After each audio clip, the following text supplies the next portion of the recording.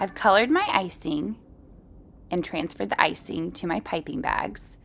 And I've cut a small hole, very small hole in the tip of my piping bags for my outline and a little bit larger of a hole for my flood piping bags. So I've used my edible markers to create the lines that I want to follow. And I use that to create the rind of the watermelon.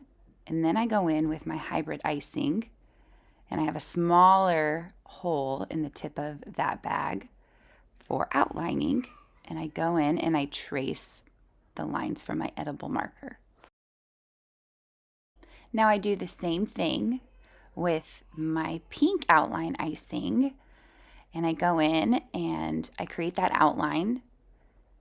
And this one, I probably should have used an edible marker to outline, but I was in more of a hurry, but it really does help. Now it's time to flood my cookie.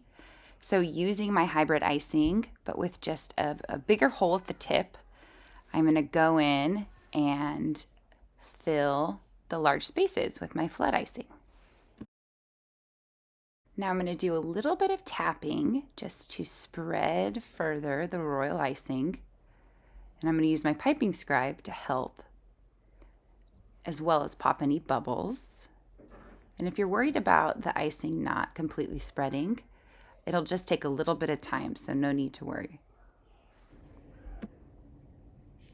Now I'm going to go in with my green hybrid icing, which has a little bit of a larger hole at the tip.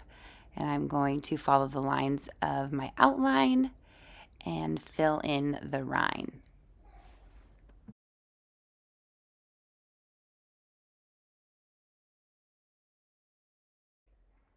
Now it is important that I let my icing dry for a pretty long time before I add any icing on top of the cookie.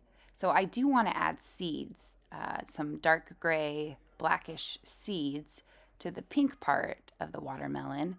But in order for it not to crack, I'm going to wait the full 6 hours. You could also use your edible marker to draw the seeds on if you want a flatter look with a little bit more control. I eventually added a line of white at the very top of the rind, and voila, there is our cookie. We hope you enjoy decorating your own cookies.